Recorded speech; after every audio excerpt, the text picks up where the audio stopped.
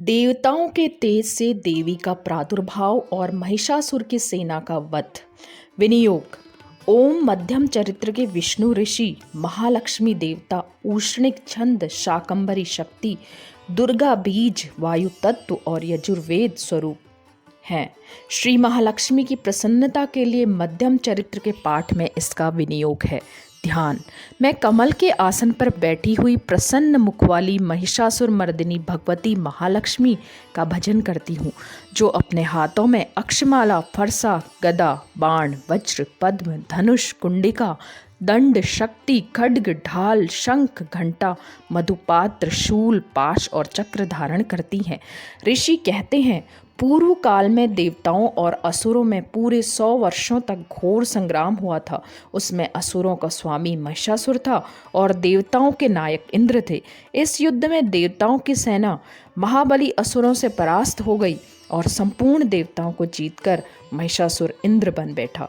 तब पराजित देवता प्रजापति ब्रह्मा जी को आगे करके उस स्थान पर गए जहां भगवान शंकर और विष्णु विराजमान थे। देवताओं ने महिषासुर के पराक्रम तथा अपनी पराजय का यथावत वृतांत उन दोनों देवेश्वरों से विस्तार पूर्वक कहा, सुनाया। वे बोले, भगवान, महिषासुर सूर्य, इंद्र, अग्नि, वायु, चंद्रमा, यम, वरुण तथा अन्य देवताओं के भी अधिकार छीनकर स्वयं ही सबका अधिष्ठाता बन बैठा है। उस दुरात्मा महिष ने समस्त देवताओं को स्वर्ग से निकाल दिया है। अब वे मनुष्यों की भांति पृथ्वी पर विचरते हैं। दैत्यों की यह सारी करतूत हमने आप लोगों से कह सुनाई। अब हम आपकी ही शरण में आए हैं, उसके वध का कोई उपाय सोचिए। इस प्रकार देवताओं के वचन सुनकर भगवान विष्णु और शिव ने दैत्यों पर बड़ा क्रोध किया। उनकी भौहें तन गई और मुंह टेढ़ा हो गया। तब अत्यंत कोप में भरे हुए चक्रपाणी श्री विष्णु के मुख से एक प्रकार का महान तेज प्रकट हुआ। इसी प्रकार ब्रह्मा, शंकर तथा इंद्र आदि अन्यान्य देवताओं के शरीर से भी बड़ा भारी तेज निकला। वह सब मिलकर एक हो गया। महान तेज का यह पुंज जाज्वल्यमान पर्वत सा जान पड़ा। देवताओं ने देखा, वहां उसकी ज्वालाएं संपूर्ण दिशाओं में व्याप्त हो रही थी। संपूर्ण देवताओं के शरीर से प्रकट हुए इस तेज की कहीं तुलना नहीं की थी। एकत्रित होने पर वह एक नारी के रूप में परिणत हो गया और अपने प्रकाश से तीनों लोकों में व्याप्त जान पड़ा। भगवान शंकर का जो तेज था, उससे उस देवी का मुख प्रकट हुआ। यमराज के तेज से उसके सिर में बाल निकल आए। श्री विष्णु भगवान के तेज से उसकी भुजाएं उत्पन्न हुई। चंद्रमा के तेज से दोनों स्तनों का और इंद्र के तेज से मध्य भाग कटि प्रदेश का प्रादुर्भाव हुआ। वरुण के तेज से जंघा और पिंडली तथा पृथ्वी के तेज से नितंब भाग प्रकट हुआ। ब्रह्मा के तेज से दोनों चरण और सूर्य के तेज से उनकी उंगलियां बनी। वसुओं के तेज से हाथों की उंगलियां और कुबेर के तेज से नासिका प्रकट हुई। इस देवी के दांत प्रजापति के तेज से और तीनों नेत्र अग्नि के तेज से प्रकट हुए।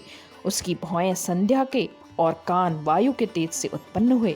इसी प्रकार अन्यान्य देवताओं के तेज से भी इस कल्याणमयी देवी का आविर्भाव हुआ।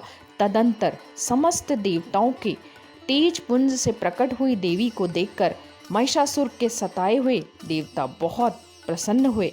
पिनकधारी भगवान शंकर ने अपने शूल से एक शूल निकालकर उन्हें दिया। फिर भगवान विष्णु ने भी अपने चक्र से चक्र उत्पन्न करके भगवती को अर्पण किया। वरुण ने शंख भेंट किया, अग्नि ने उन्हें शक्ति दी और वायु ने धनुष और बाण से भरे हुए 2 तरकस प्रदान किए। सहस्त्र नेत्रों वाले देवराज इंद्र ने अपने वज्र से वज्र उत्पन्न करके दिया और ऐरावत हाथी से उतारकर एक घंटा भी प्रदान किया। यमराज ने काल दंड से दंड, वरुण ने पाश, प्रजापति ने स्फटिकाक्ष की माला तथा ब्रह्मा जी ने कमंडलू भेंट किया। सूर्य ने देवी के समस्त रोमकूपों में अपनी किरणों का तेज भर दिया। काल ने उन्हें चमकती हुई ढाल और तलवार दी। क्षीर समुद्र ने उज्ज्वल हार तथा कभी जीर्ण न होने वाले 2 दिव्य वस्त्र भेंट किए। साथ ही उन्होंने दिव्य चूड़ामणि, 2 कुंडल, कड़े, उज्ज्वल अर्धचंद्र, सब बाहुओं के लिए केयूर, दोनों चरणों के लिए निर्मल कपूर, गले के लिए सुंदर हंसली और सब उंगलियों में पहनने के लिए रत्नों की बनी अंगूठियां दी। विश्वकर्मा ने उन्हें अत्यंत निर्मल फरसा भेंट किया। साथ ही अनेक प्रकार के अस्त्र और अभेद्य कवच दिए। इनके सिवा मस्तक और वक्ष स्थल पर धारण करने के लिए कभी न कुम्हलाने वाले कमलों की मालाएं दी। जलधि ने उन्हें सुंदर कमल का फूल भेंट किया। हिमालय ने सवारी के लिए सिंह तथा भांति भांति के रत्न समर्पित किए। धनाध्यक्ष कुबेर ने मधु से भरा पान पात्र दिया तथा संपूर्ण नागों के राजा शेष ने, जो इस पृथ्वी को धारण करते हैं, उन्हें बहुमूल्य मणियों से विभूषित नागाहार भेंट कर दिया। इसी प्रकार अन्य देवताओं ने भी आभूषण और अस्त्र शस्त्र देकर देवी का सम्मान किया। तत्पश्चात उन्होंने बारंबार अट्टहास पूर्वक उच्च स्वर से गर्जना की। उनके भयंकर नाद से संपूर्ण आकाश गूंज उठा। देवी का वह अत्यंत उच्च स्वर से किया हुआ सिंहनाद कहीं समा न सका। आकाश उसके सामने लघु प्रतीत होने लगा। उससे बड़े जोर की प्रतिध्वनि हुई, जिससे संपूर्ण विश्व में हलचल मच गई और समुद्र कांप उठे, पृथ्वी डोलने लगी और समस्त पर्वत हिलने लगे। इस समय देवताओं ने अत्यंत प्रसन्नता के साथ सिंह वाहिनी भवानी से कहा, देवी तुम्हारी जय हो। साथ ही महर्षियों ने भक्ति भाव से विनम्र होकर उनका स्तवन किया।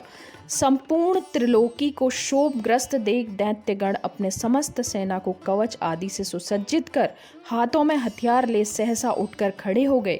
उस समय महिषासुर ने बड़े क्रोध में आकर कहा, यह क्या हो रहा है। फिर वह संपूर्ण असुरों से घिरकर इस सिंहनाद की ओर लक्ष्य करके दौड़ा और आगे पहुंचकर उसने देवी को देखा, जो अपनी प्रभा से तीनों लोकों को प्रकाशित कर रही थी। उनके चरणों के भार से पृथ्वी दबी जा रही थी, माथे के मुकुट से आकाश में रेखा सी खींच रही थी तथा वे अपने धनुष की टंकार से सातों पातालों को शुद्ध किए देती थी। देवी अपने हजारों भुजाओं से संपूर्ण दिशाओं को आच्छादित करके खड़ी थी। तदंतर उनके साथ दैत्यों का युद्ध छिड़ गया। नाना प्रकार के अस्त्र शस्त्रों के प्रहार से संपूर्ण दिशाएं उद्भासित होने लगी। चिक्षुर नामक महान असुर महिषासुर का सेनानायक था। वह देवी के साथ युद्ध करने लगा। अन्य दैत्यों की चतुरंगिणी सेना साथ लेकर चामर भी लड़ने लगा। 60,000 रथियों के साथ आकर उद्दग्र नामक महादैत्य ने लोहा लिया। 1 करोड़ रथियों को साथ लेकर महाहनु नामक दैत्य युद्ध करने लगा, जिसके रोए तलवार के समान तीखे थे। वह असीलोमा नामक महादैत्य 5 करोड़ रथी सैनिकों सहित युद्ध में आ डटा। 60 लाख रथियों से घिरा हुआ बास्कल नामक दैत्य भी इस युद्ध भूमि में लड़ने लगा। परिवारित नामक राक्षस हाथी सवार और घुड़सवारों के अनेक दलों तथा 1 करोड़ रथियों की सेना लेकर युद्ध करने लगा। बिडाल नामक दैत्य 5 अरब रथियों से घिरकर लोहा लेने लगा। इनके अतिरिक्त और भी हजारों महादैत्य रथ, हाथी और घोड़ों की सेना के साथ लेकर वहां देवी के साथ युद्ध करने लगे। स्वयं महिषासुर इस रणभूमि में कोटि कोटि सहस्त्र रथ, हाथी और घोड़ों की सेना से घिरा हुआ खड़ा था। वे दैत्य देवी के साथ तोमर, भिंडीपाल, शक्ति, मूसल, खड्ग, परशु और पट्टिश आदि अस्त्र शस्त्रों का प्रहार करते हुए युद्ध कर रहे थे। कुछ दैत्यों ने उन पर शक्ति का प्रहार किया, कुछ लोगों ने पाश फेंके तथा कुछ दूसरे दैत्यों ने खड्ग प्रहार करके देवी को मार डालने का उद्योग किया। देवी ने भी क्रोध में भरकर खेल खेल में ही अपने अस्त्र शस्त्रों की वर्षा करके दैत्यों के वे समस्त अस्त्र शस्त्र काट डाले।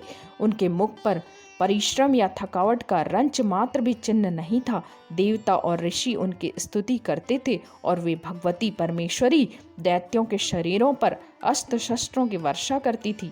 देवी का वाहन सिंह भी क्रोध से भरकर गर्दन के बालों को हिलाता हुआ असुरों की सेना में इस प्रकार विचरने लगा, मानो वनों में दावानल फैल रहा हो। रणभूमि में दैत्यों के साथ युद्ध करती हुई अंबिका देवी ने जितने निश्वास छोड़े, वे सभी तत्काल सैकड़ों हजारों गणों के रूप में प्रकट हो गए और परशु, भिंडीपाल, खड्ग और पट्टिश आदि अस्त्रों द्वारा असुरों का सामना करने लगे। देवी की शक्ति से बड़े हुए वे गण असुरों का नाश करते हुए नगाड़ा और शंख आदि बाजे बजाने लगे। इस संग्राम महोत्सव में कितने ही गण मृदंग बजा रहे थे। तदंतर देवी ने त्रिशूल से, गदा से, शक्ति की वर्षा से और खड्ग आदि से सैकड़ों महादैत्यों का संहार कर डाला। कितनों को घंटे के भयंकर नाद से मूर्छित कर मार गिराया। बहुतेरे दैत्यों को पाश से बांधकर धरती पर घसीटा। कितने ही दैत्य उनकी तीखी तलवार की मार से दो दो टुकड़े हो गए। कितने ही गदा की चोट से घायल हो धरती पर सो गए। कितने ही मूसल की मार से अत्यंत आहत होकर रक्त वमन करने लगे। कुछ दैत्य शूल से छाती फट जाने के कारण पृथ्वी पर ढेर हो गए। इस रणांगण में बाण समूहों की वृष्टि से कितने ही असुरों की कमर टूट गई। बाज की तरह झपटने वाले देवी पीड़क दैत्यगण अपने प्राणों से हाथ धोने लगे। किन्हीं की बाहें छिन्न भिन्न हो गई, कितनों की गर्दनें कट गई। कितने ही दैत्यों के मस्तक कट कट कर गिरने लगे। कुछ लोगों के शरीर मध्य भाग में ही विदीर्ण हो गए। कितने ही महादैत्य जांघें कट जाने से पृथ्वी पर गिर पड़े। कितनों को ही देवी ने एक बांह, एक पैर और एक नेत्र वाले करके दो टुकड़ों में चीर डाला। कितने ही दैत्य मस्तक कट जाने पर भी गिरकर फिर उठ जाते और केवल धड़ के ही रूप में अच्छे अच्छे हथियार हाथ में ले देवी के साथ युद्ध करने लगते। दूसरे कबंध युद्ध के बाजों की लय पर नाचते थे। कितने ही बिना सिर के धड़ हाथों में खड्ग, शक्ति और रिष्टि लेकर दौड़ते थे तथा दूसरे दूसरे महादैत्य ठहरो ठहरो यह कहते हुए देवी को युद्ध के लिए ललकारते थे। जहाँ वह घोर संग्राम हुआ था वहाँ की धरती देवी के गिराए हुए रथ, हाथी, घोड़े और असुरों की लाशों से ऐसी पट गई थी कि वहाँ चलना फिरना असंभव हो गया था। दैत्यों की सेना में हाथी, घोड़े और असुरों के शरीरों से इतनी अधिक मात्रा में रक्तपात हुआ था कि थोड़ी ही देर में वहाँ खून की बड़ी बड़ी नदियाँ बहने लगी। जगदम्बा ने असुरों की विशाल सेना को क्षण भर में नष्ट कर दिया। ठीक उसी तरह जैसे तृण और काठ के भारी ढेर को आग कुछ ही क्षणों में भस्म कर देती है, और वह सिंह भी गर्दन के बालों को हिला हिला कर जोर जोर से गर्जना करता हुआ दैत्यों के शरीर से मानो उनके प्राण चूसे लेता था। वहाँ देवी के गणों ने भी उन महादैत्यों के साथ ऐसा युद्ध किया जिससे आकाश में खड़े हुए देवतागण उन पर बहुत संतुष्ट हुए और फूल बरसाने लगे। इस प्रकार श्री मार्कंडेय पुराण में सावर्णिक मनवंतर की कथा के अंतर्गत देवी महात्म्य में महिषासुर की सेना का वध नामक दूसरा अध्याय पूरा हुआ। जय माता दी।